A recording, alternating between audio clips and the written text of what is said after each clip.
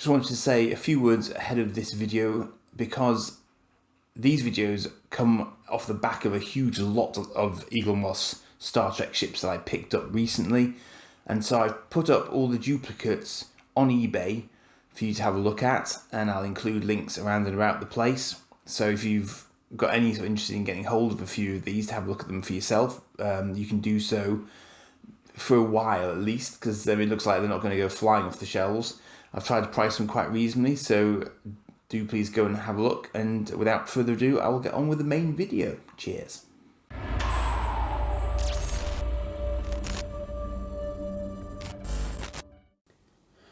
So unfortunately, this is one of those ships that I don't have the magazine for. I seem to have a few issues missing from around the 50 mark. It would have been issue 53.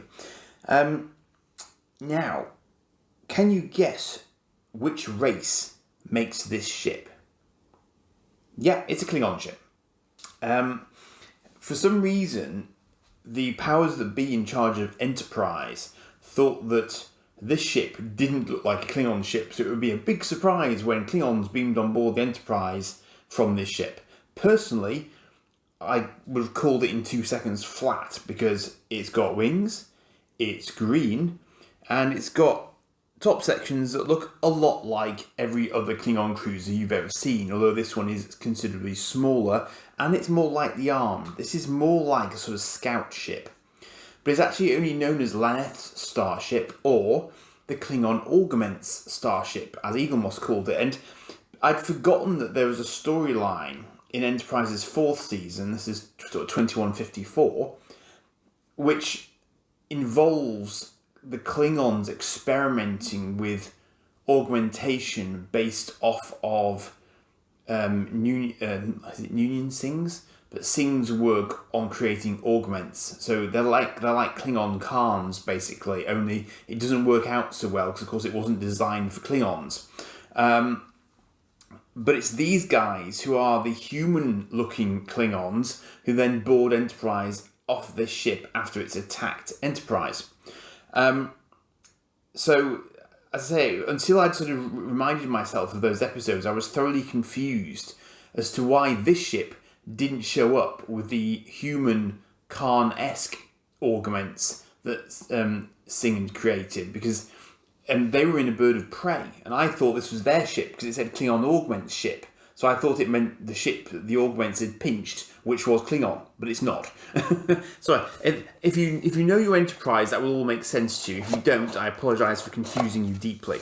So let's have a look at the model, as I have no magazine to show you.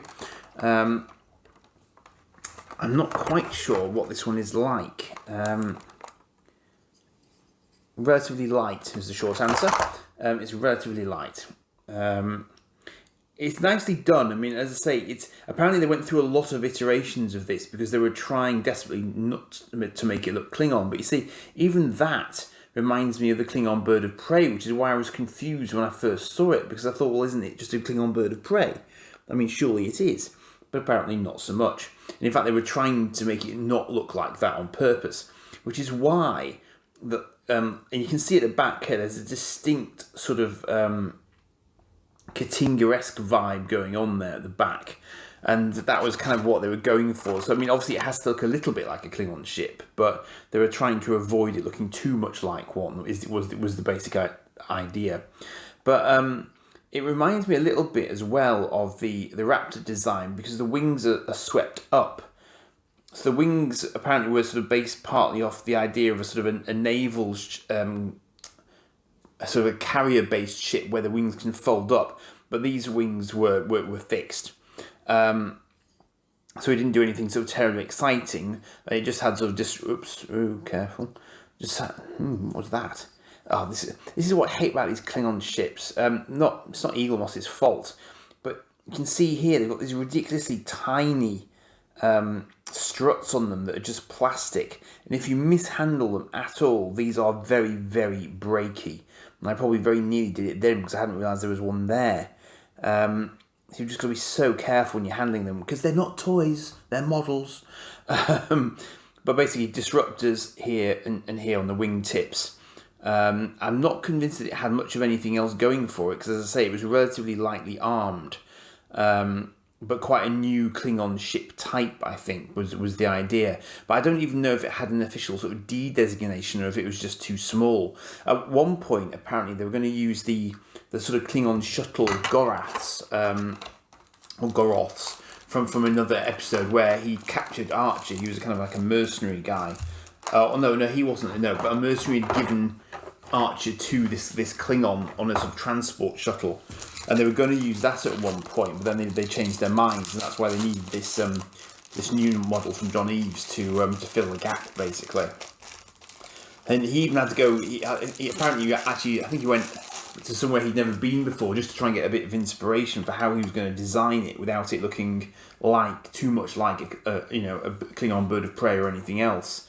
So I had some sympathy. So they obviously put him through the mill in their attempts to get it looking just as they wanted it. There you go. That fits very nicely on there like that. So again, I might do another video at some point about just how many different new Klingon ship types we got in Enterprise. Of course, ironically, we never really saw again. It's kind of strange in that sense because we get all of these different Klingon ships introduced, but of course they are. So to think about this now, I think they would be pre. Oh, sorry, I'm trying to think how best to describe it. They're post the new series, but of course this is supposed to be pre the new series. Only it's come last in the order, so it doesn't really work very well in that sense. So they can't bring these ships into the current, sort of the modern century, even though the bird of prey, of course, does kind of last throughout. But then the bird of prey we're used to seeing isn't the bird of prey that Enterprise uses.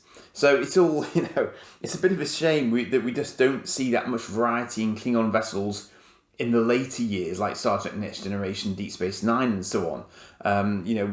But Enterprise, obviously, being able to do CGI, was able to introduce all this. Although, ironically, the design for this, he tried to do in Photoshop, gave up, printed it off, and started sketching over it in pencil, which I thought was funny. Because that sort of technology, that sort of approach to design at that point was still very, very new.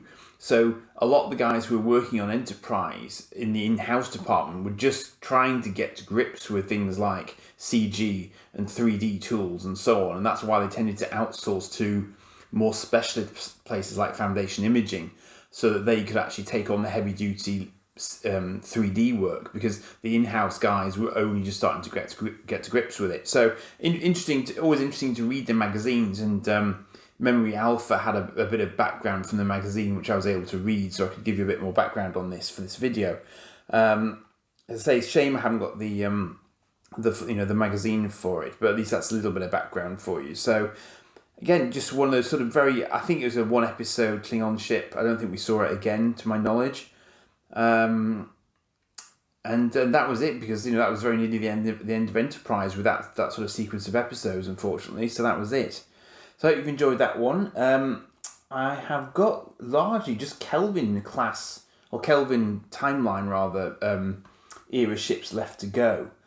Although I have picked up a couple of new ships, ironically enough, despite me just having had a huge job lot. I've particularly picked up a couple that I was missing that I wanted to fill a gap of. And so I will probably also do some videos for those just to keep my trend going for the time being, and that might take me through to the end of next week. So that's it for this one. Cheers for now.